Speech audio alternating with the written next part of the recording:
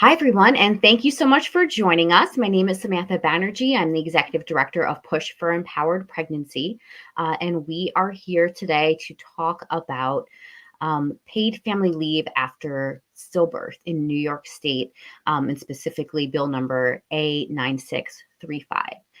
So I am lucky enough to be joined today by several fellow stillbirth mothers and advocates, including Cassidy Perone, who is the mom behind the bill, Ashley Spivey, and our bill sponsors, Assemblywoman Stacey Pfeffer Amato and Senator Shelley Mayer, as well as Shawnee Benton Gibson from Speak Move Change and the ARIA Foundation, and Mila Flores from the Birthing Place in the Bronx.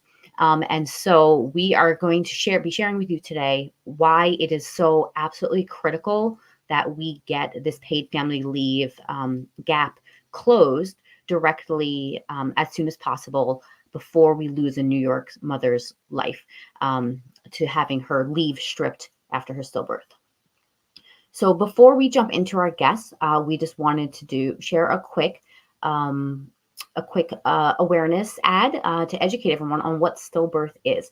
So this was created in partnership with Earth Mama Organics, and we hope with this weekend being Mother's Day and also the start of Women's Health Week, and we are tomorrow coming to the end of Postpartum Awareness Week, that we can help reach as many families as possible to educate them on the risks of stillbirth.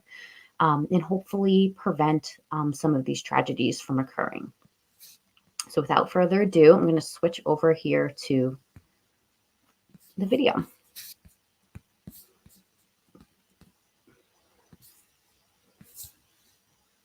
Every day, 65 kids didn't make it to their first day of kindergarten.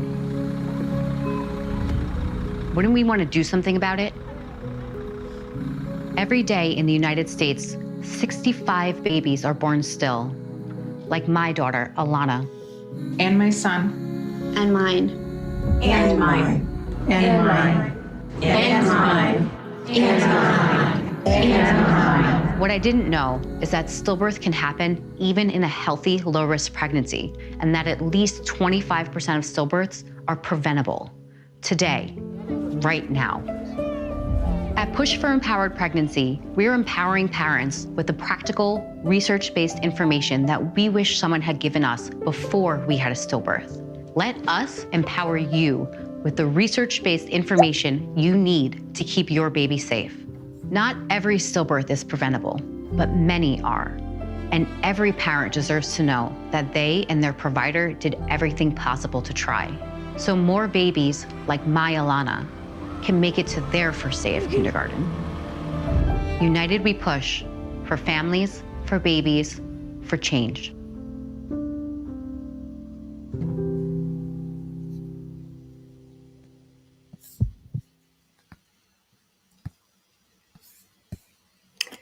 So as you've learned in that video, stillbirth affects 65 families every single day in the United States, and that includes up to 4 families every day in New York State.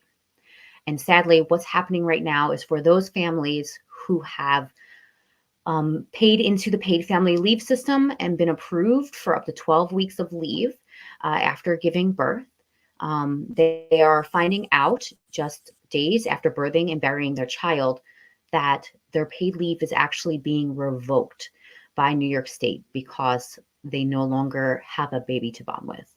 So to explain more about how this just egregious injustice is happening is Cassidy Perone, mother of Olivia, who is the driving force behind this bill. So Cassidy, I would love to welcome you to the stage. Thank you so much, Samantha. My daughter, Olivia Grace Perone, was stillborn on March 17th of 2022. My first child, a normal, healthy pregnancy, only to find out that she no longer had a heartbeat. After 17 grueling hours of labor, all of which I knew during that time that my daughter was deceased, she came into this world like any other baby. 1 week after delivering her, the day after her funeral, I received a call from the state of New York indicating that my previously approved paid family leave that I had been relying on for 9 months of pregnancy was now going to be revoked. A leave that I paid for out of my own paycheck for the years I had been employed in New York State. As the primary breadwinner, I had no clue how I was going to pay my mortgage or put food on the table. I went to my doctor and I begged her to write me back into work just 1 week postpartum.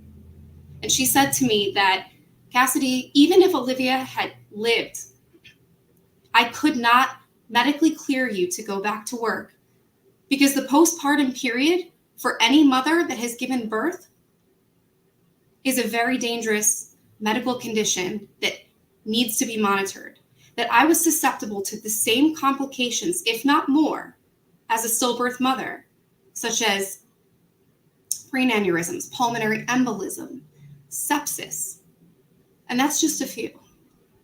She made it very clear to me that if I was going to go back to work, I would have to do it against her medical advice, and I needed a minimum of 6 to 12 weeks to recover. During this time period, I was experiencing the excruciating pains of the postpartum effect of giving birth, to include excruciating vaginal pain and bleeding, painful and engorged breasts that were leaking milk, because my body did not realize that my daughter was deceased, not to mention severe postpartum depression. Come to find out, my husband still qualified for this paid family leave, which outraged me. I was the one that needed the care. I was the one that needed to physically recover and protect my life. But New York wouldn't give me that opportunity. I had to take 12 weeks paid leave, unpaid leave, in order to follow the advice of my doctor. I had to choose between putting food on my table and paying my bills or following my doctor's medical advice. No woman or birthing person should go through this. I am completely outraged that I stand here before you 2 years after I started this fight. This fight that I'm so grateful for Push for Empowered Pregnancy to stand along with me and fight alongside. It is mind-boggling to me to think that New York has been aware of this injustice, of this cruel and inhumane treatment and gap in the law, and that Albany still has not passed legislation. We have tried to pass legislation as well as to get this done through the budget. But we know that Albany sees that this needs to be done, that this is not a bipartisan issue. We've been told countless times that this is a common sense issue. Now, let's actually take action on that. Let's stop just saying these words and let's get it done. Enough is enough. 1,700 mothers have had their paid leave revoked since I've started this fight, and I cannot sleep at night knowing that in their nightmare, they are being treated like this. It is cruel and it is inhumane, and we must stand together in Albany and say that all mothers deserve the right to heal postpartum, not just the lucky ones. And I am asking for you to reach out to your legislators and have them support A9635, the fight that Assemblymember Pfeffer Amato and Senator Mayer have taken up alongside with us. We cannot let this continue. On the eve of Mother's Day and during postpartum week, it is time to stand up and say, enough is enough. Thank you.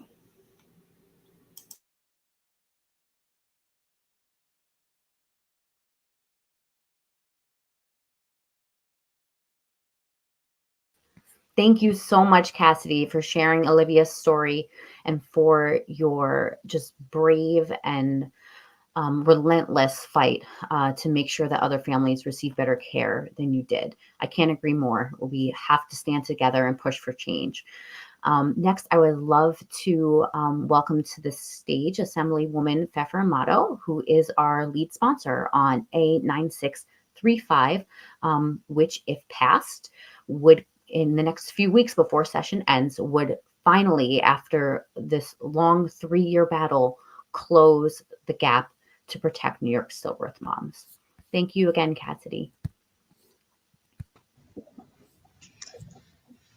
Good morning, I think it is. Good morning, everybody. Thank you so much for this opportunity, Sam, to come on to this important conversation. My name is Stacey Pfeffer Amato, and I do want to thank Cassidy, who I know her family very well, this is not the way that you want to connect with your community, but I'm very proud and happy to be part of this movement, that it's a movement that we're going to stand up for women and the rights that they have in this space. I just have to say that I feel, I don't want to say small, but really humble in a place that you're taking on what's uncomfortable for a lot of people, but standing up strong for your children's voices and for the next folks that might be in this position.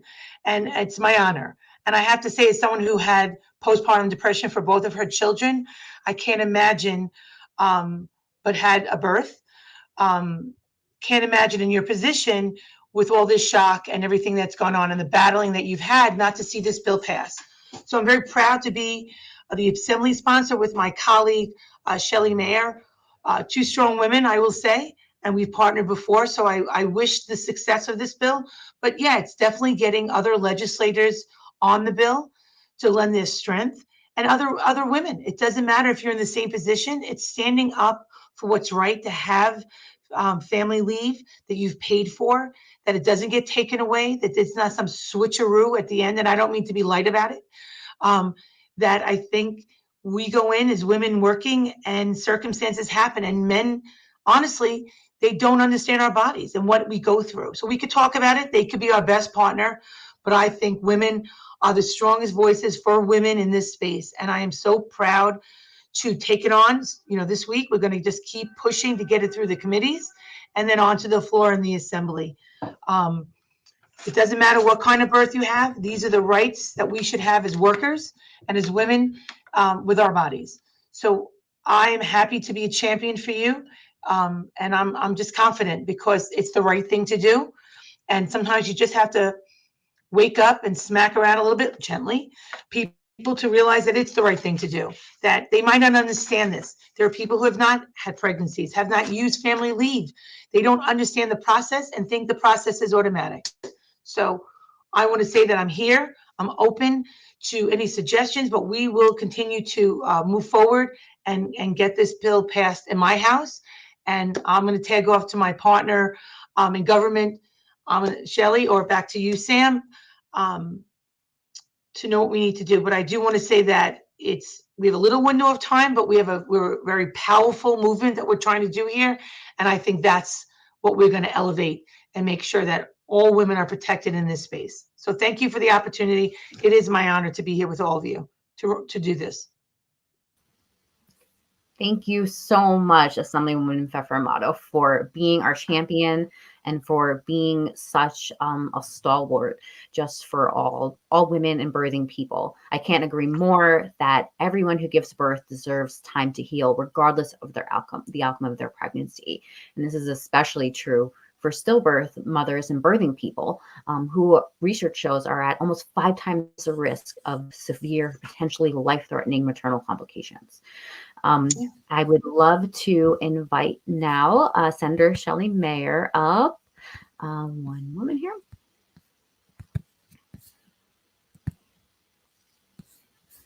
Welcome, Senator Mayer. Thank you so much for joining us today. Thank you, Samantha, and thank you, Cassidy, for really sharing the intensity of how important this is.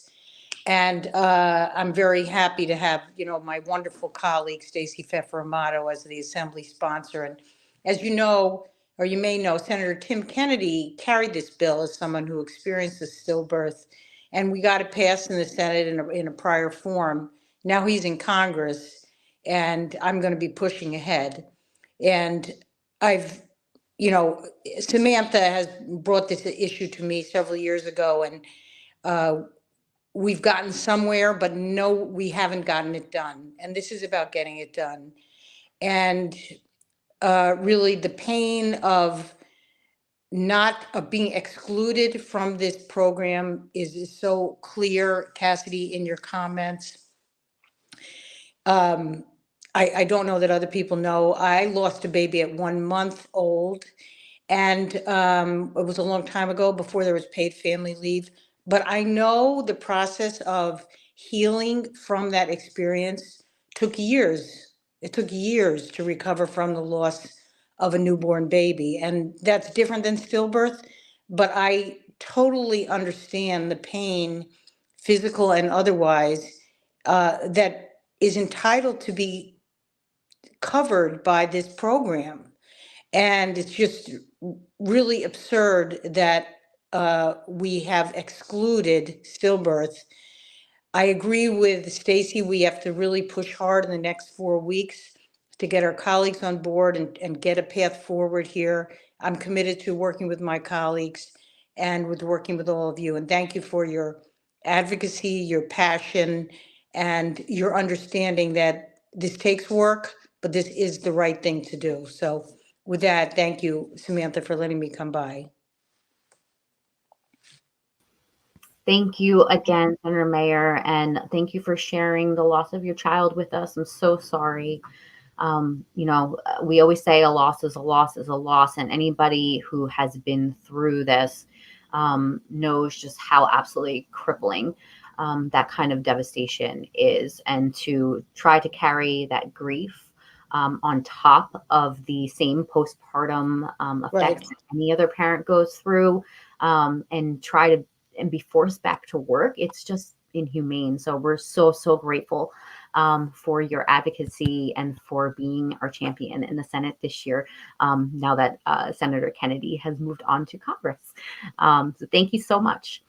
I am going to next invite up to the stage my dear friend, mentor, and idol, Shawnee Benton Gibson, who is the mother of lost mother, Shamani Makiba Gibson, who sadly lost her life in the postpartum period.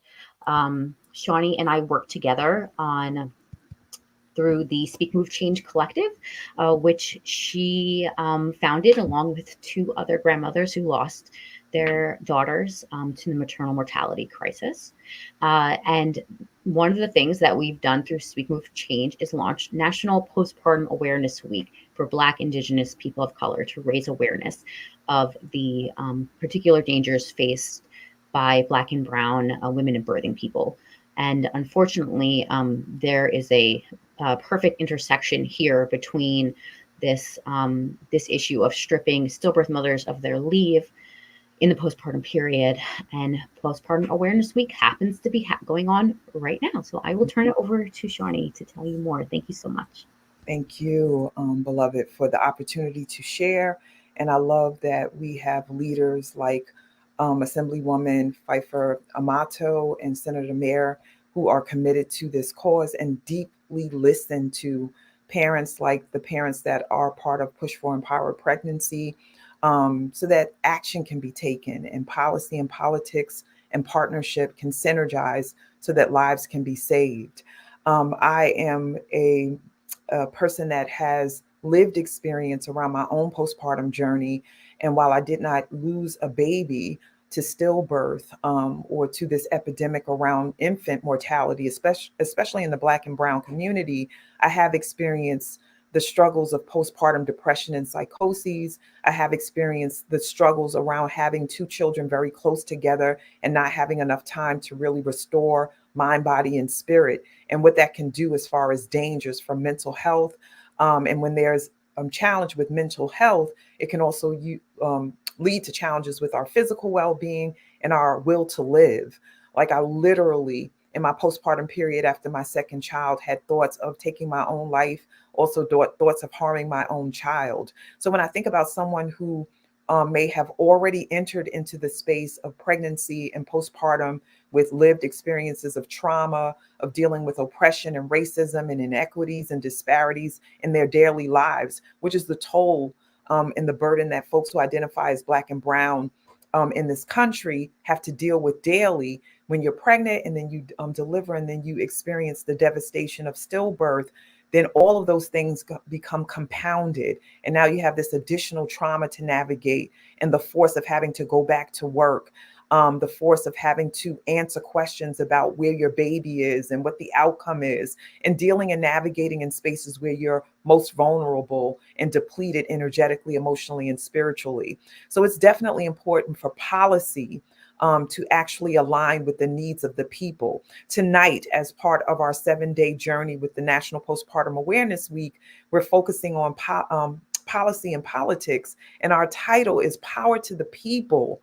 And it talks about politics, policy, and partnership. Without partnership with the people, folks who are charged to serve us as legislators, as politicians, are out of alignment, are not in integrity. And so we want to make sure that womb holders, birthing people that identify as people of color, and those who identify as folks who are committed to expanding us as human beings, and how we do that is giving birth and expanding our families, that we are able to be covered as we engage in that sacred right of bringing new life into the world. And if we experience the devastation of a stillbirth or the loss of a child before their first year of life, that we are able to be held and lifted up during that time and have the time to ground ourselves and deal with the pain, the suffering, and the losses, and be able to do that in a way that is humane.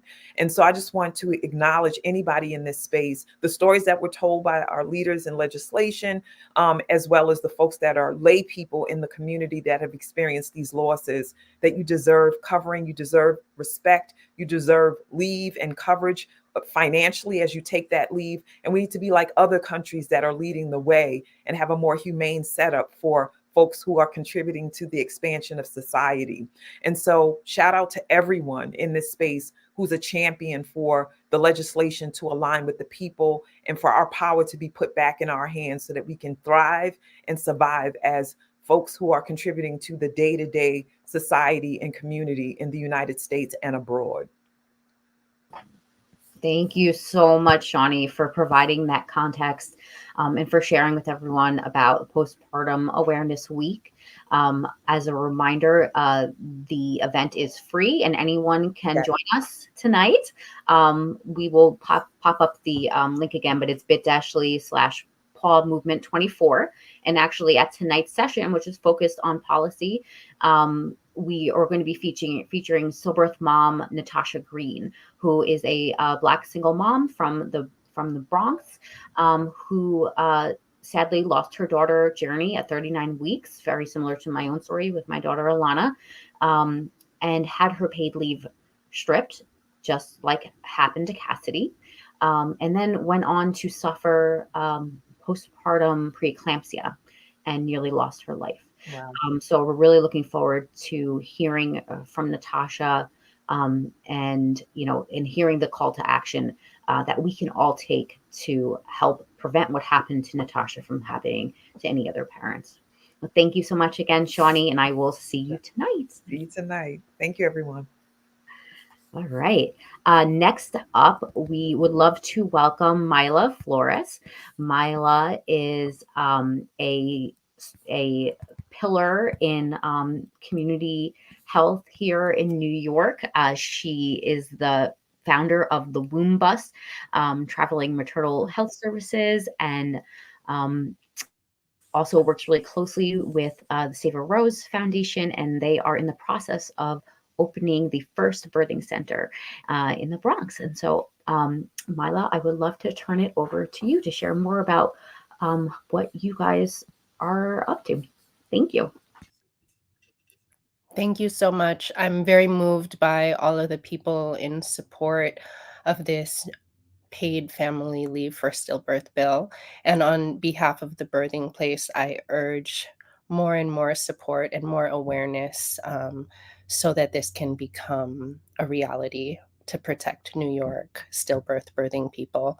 The Birthing Place is a team of BIPOC doulas and birthing professionals working to establish a birth center in the Bronx, like you mentioned. I should clarify, this is not the first birth center in the Bronx. There was one that shut down, and it's sadly in contrast to other states which have grown access to birth centers. We are unfortunately on a trend that has been losing birth centers. So, we're on the swing towards improvement. And for us in the Bronx, in our intention to open a birth center, in the process of doing so, we created the Womb Bus, a mobile health and wellness hub, which provides education, reproductive nutrition counseling, and other programs like sharing early warning signs for pregnancy and postpartum.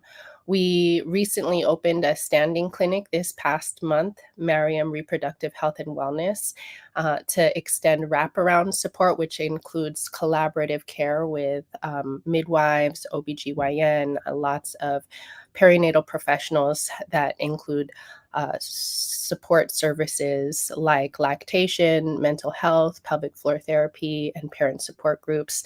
We're very excited for this to be a stepping stone towards having a physical birth center. So we're en route, and there's a lot of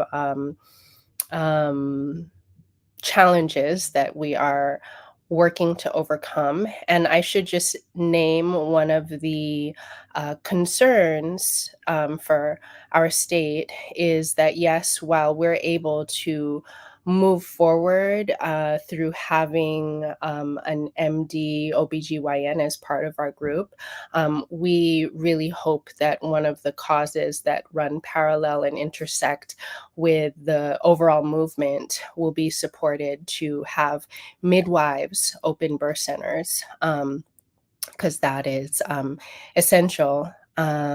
So ultimately, we value partnership, and anyone who's committed and demonstrates commitment to these issues and this legislation protecting mothers in the early postpartum period. As a birth doula and midwife's assistant for and childbirth educator, among the many hats I wear, which started 18 years ago, I have personally witnessed many people who have suffered loss. And it is appalling to know that New York's current paid family leave program excludes the most vulnerable, and those most vulnerable being mothers of stillborn babies. Knowing already the vulnerability for people in their postpartum time, I can go on about that, and I'm hopeful that people really understand how intense, just like Shawnee Benton Gibson just described her own vulnerability without having a loss. Now let's throw loss into the mix and the psychological trauma, and just adding to the severity of not being able to manage their everyday costs of living. It's really not only not being supportive, it's really being harmful. And so I just want to address that and name that, and hope that we can bring more attention and energy towards a very specific population that needs support and a critical time for their health. So I just appreciate everybody who's on the fight and in our different lanes, that we're supporting each other in all ways possible, and really uplift how close we are to the success of this legislation. And I urge everyone to support in whatever ways possible. Thank you. Thank you so much, Mila, and thank you for the incredible groundbreaking work that you guys are doing to bring a birthing center back to the Bronx. Thank you for correcting me on that. And we are so grateful once again for your partnership. Next, we are going to invite Ashley Spivey, mom to CJ, who also sadly suffered a stillbirth. and has been a champion in the community, rallying support for this particular bill to close this gap. And so, Ashley, we'd love to have you to share your experience. Thank you again, Mila. Hi, everyone. I'm so honored to be included with this amazing group of women. I always say, like, I get a little emotional hearing Cassidy's story because I lost CJ in 2020, and my hope in sharing what happened to him, what happened to us, is that we would be able to prevent more stillbirths from happening. And we know that we continue to have so many a day. We haven't really made any progress on getting this paid leave enacted, and that is just so frustrating to me. Someone once referred to me as the mayor of stillbirth because I talk about CJ's story so often in hopes that something will change, and I would like to no longer have that title. I would like for something to actually happen here so that we don't have to talk about our trauma anymore to make this happen. I love talking about CJ, but I would like to rest for a while and actually ensure that this isn't happening to people anymore. If you are not familiar with my story, sorry, my daughter Penny's here, so I'm gonna put her up here with me. If you're not familiar with my story, this is my son CJ. I lost him in November of 2020. He was 31 weeks at the time, and we went in for a very, very routine doctor's appointment at 31 weeks, to the point where I was starting to rotate and see other doctors. So I saw someone who was not my doctor at that time, and she made a comment. Sydney, you want to say hi? Can you say hi? Say hi, everybody. She made a comment to me at that time saying, you should be feeling him move a certain amount. And I mentioned to her that I did not feel him move a certain amount. I know now that she should have immediately done an ultrasound. She assured me that as long as his heartbeat was fine, that he was okay. And I know now that the heartbeat is the last thing to go. As a result, 5 hours later, I ended up going to the emergency room. Sorry, it is lunchtime. You want to go get your iPad? Oh, I'm so sorry. Come here, darling. Come here. Yeah.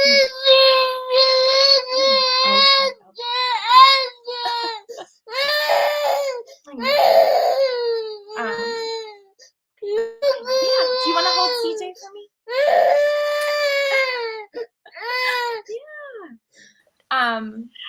No, sorry. No worries. Hey, Penny. I know it's lunchtime. Just to close this up really quick. 5 hours later, I went to the hospital and CJ had died. And, I live with that every day, that doctor did not make the right call. I did not make the right call. The way I felt after we lost him, I could not have done that. Here we go. Can you hold CJ for me? Oh my gosh. Here, darling, here. Okay. If anyone is, happy to hear the cries of a living child, it is certainly the stillbirth community. So please do not apologize. We love having Penny here. She's our change maker in training. And we're all busy moms and volunteers who are doing this in our limited free time from our home. So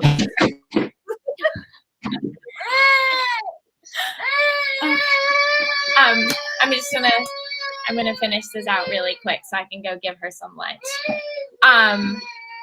I just want to reiterate that this can happen to anyone. I had access to wonderful doctors. I consider myself a well-educated person, and I could not prevent the death of my son, even with access to great medical care, even knowing what I know now. So I want to reinforce that there will be a call to action. I'll have that on my stories. But please, everyone, call your representatives and demand that they close the gap before the end of this session.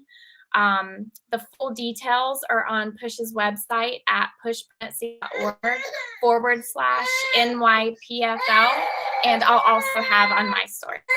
Thank you so much. Thank you so much, Ashley. And Penny, thank you for letting us steal your mom for a few minutes. Take care.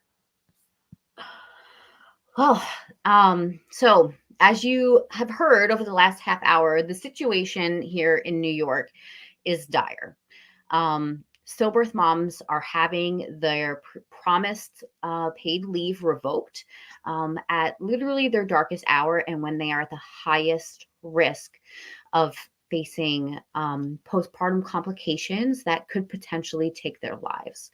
And as we heard from our partners in the Black maternal health community, this is particularly true for moms of color who have been shown to be at twice the risk of stillbirth due to systemic racism and institutional bias, and are for the same reasons 3.5 times more likely to lose their life as a result of pregnancy or childbirth, and 9 times higher in New York City. This is particularly compounded by the fact that 60% of maternal deaths in New York City are actually occurring in the postpartum period, which is why we have Postpartum Awareness Week. And 2/3 of those deaths are happening in the first 6 weeks postpartum, which is the exact time period when stillbirth moms who are being stripped of their leave. And so every day that we delay, again, we are putting another 4 families at risk. As Cassidy shared earlier, an estimated 1,700 stillbirth moms have had their paid leave revoked just in the time that she has been advocating for this bill. We cannot wait any longer. This situation is urgent, and it is literally putting mothers' lives at risk, and particularly the lives of moms of color. So we are asking for everyone, as Ashley said, as our call to action over the next week, please call your representatives. This includes your assembly member, your state senator, and even Governor Kathy Hochul, because if we manage to get this bill passed, when we manage to get this bill passed finally, because New York is going to come through for us, I am confident. She's going to be the one who has to sign it into law. And I know that she has been a champion for maternal health and particularly for reducing racial disparities in birth outcomes in New York State. And so we encourage you to go to the website on the screen here, pushpregnancy.org/NewYorkPFL, where you will find all of the details, links to look up the contact information for your representatives, an easy, quick, 4-line call script. So it tells you exactly what to say to ask them to support a 9635. And if you are not able to call, you can also email. That works as well, though calling is definitely the most effective. So if you can find the 2 minutes in your day to make the calls, that would be hugely, hugely helpful. So thank you once again to everyone who joined us today to share their perspectives. Please follow us on social media at Push Pregnancy for updates as the rest of the session unfolds. Whenever there are calls to action, we need the community to turn out and mobilize and stand together to say enough is enough. Stillbirth is stillbirth. And stillbirth moms deserve time to heal their bodies postpartum, just like everyone else. We will update you through the social media. So thank you once again to everyone, and united we push for change. Have a great day.